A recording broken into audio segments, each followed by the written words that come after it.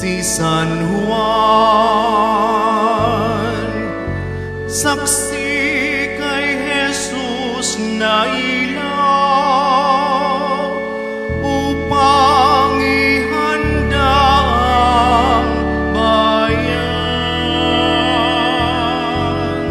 Alleluia, Alleluia,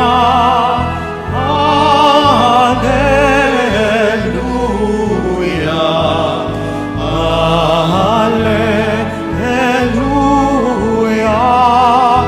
Alleluia.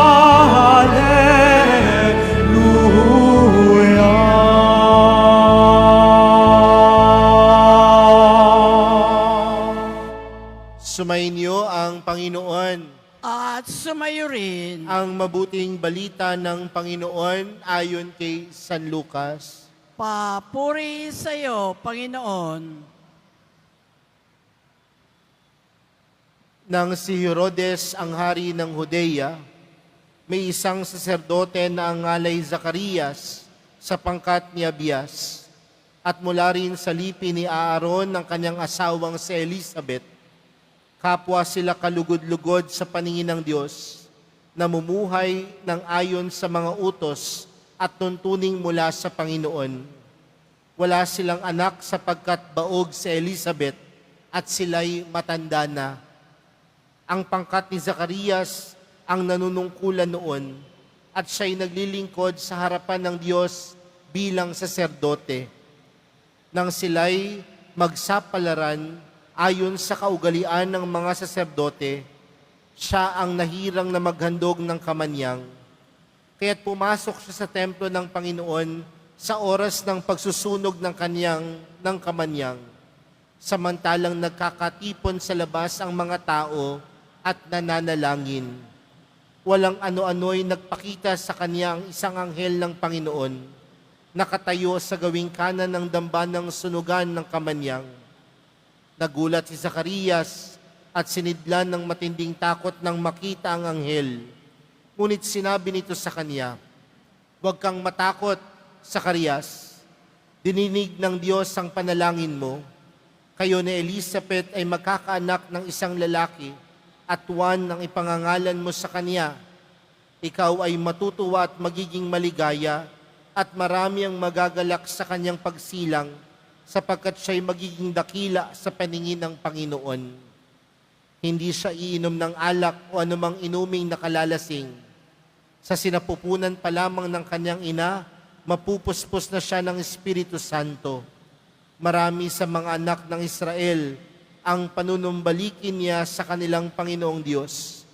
Mauuna siya sa Panginoon, taglay ang espiritu at kapangyarihan ni Elias, upang pagkasunduin ng mga ama at mga anak at panumbalikin sa daan ng matuwid ang mga suwail. Sa gayon, ipaghahanda niya ng isang bayan ang Panginoon." Mga kapatid, ang mabuting balita ng Panginoon. Pinupuri ka namin, Panginoong Heso Kristo. Magsiupo muna po ang lahat. Magandang hapon po sa inyong lahat. Magandang hapon, Father. Pwede po bang batiin ng katabi ng magandang hapon? Sa araw na ito, ginugunita po natin at ipinagdiriwang ang dakilang kapistahan ng pagsilang ni Juan Bautista. At dito po sa simbahan ng Quiapo, ang ating pangunahing patron ay walang iba kundi si San Juan Bautista. Kaya pwede ba nating batiin ang bawat isa ng Happy Fiesta at palakpakan po natin si Juan Bautista at ang Panginoon, ang mahal na pong Jesus Nazareno. Mga kapatid, kakaiba po ang kapistahan natin ngayon. Karaniwan ay ipinagdiriwang natin ang kapanganakan ni Jesus, ang kapanganakan ni Maria. At ngayon naman, ang ipinagdiriwang natin ay ang kapanganakan ni San Juan Bautista. Ipinakita nito kung gaano kahalaga ang misyon ni Juan sa plano ng Diyos. Kaya tatlong bagay po ang magandang mapagnilayan natin sa kapistahan natin para sa araw na ito. Una, Tandaan po natin, ang Diyos ay may plano para sa lahat. Bago pa man po isilang si Juan Bautista, meron ng plano ang Diyos para sa kanya. Ang pagsilang ay hindi aksidente, kundi bahagi ng pagliligtas ng Diyos sa kanyang bayan. Ganito rin sa atin mga kapatid.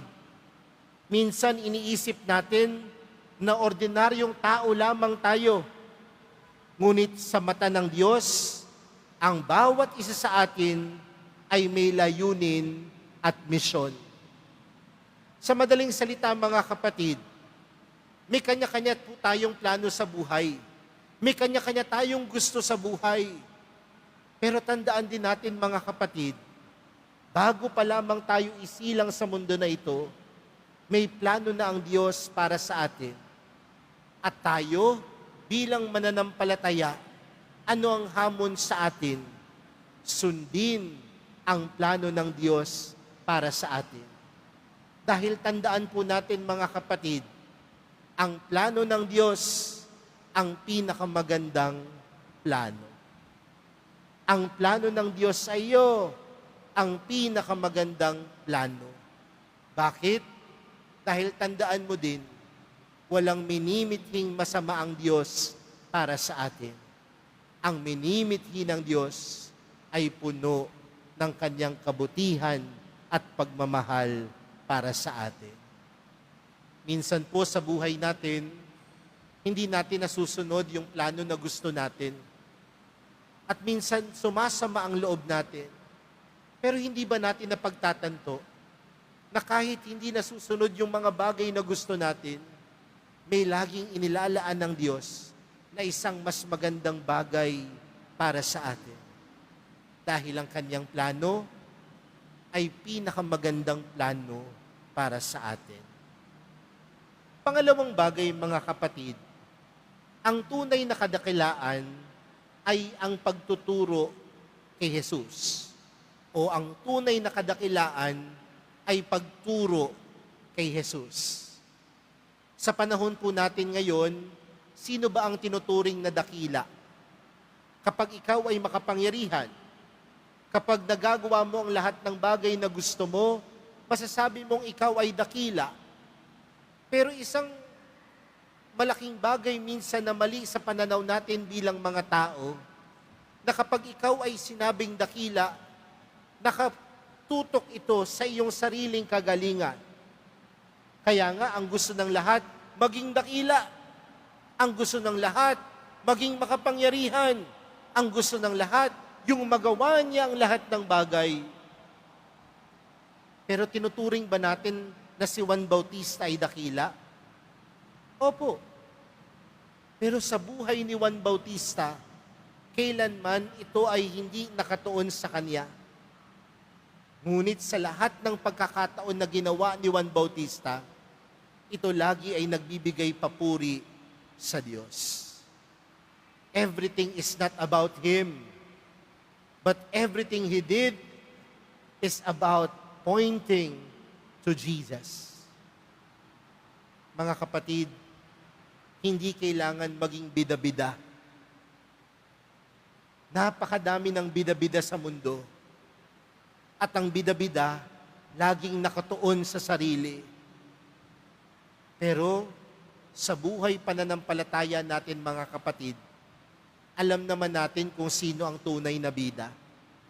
At yun ay walang iba kundi ang mahal na pong Jesus Nazareno. Kaya kapag ikaw ay gumagawa ng mabuti, huwag kang humingi ng palakpak at ng papuri. Ngunit, kapag ikaw ay gumagawa ng mabuti, ikaw ay nagbibigay papuri sa Diyos. When you are doing good, you are not just simply after the praise of other people. But every time you do good, you are truly praising the Lord. Pangatlong bagay, mga kapatid, ang misyon ng isang Kristiyano ay ihanda ang daraanan ng Panginoon. Ang pangunahing gawain po ni Juan Bautista ay ihanda ang puso ng mga tao para kay Jesus. Nananawagan siya ng pagsisisi, pagbabago ng buhay at pagbabalik loob. Hanggang ngayon, ito pa rin ang misyon ng simbahan. Sa ating pamilya, sa paaralan, sa komunidad, tinatawag po tayong maging tagapaghanda ng daan ng Panginoon sa pamamagitan ng ating sariling pagpapatawad, pagkakaisa at katapatan at pagmamahal.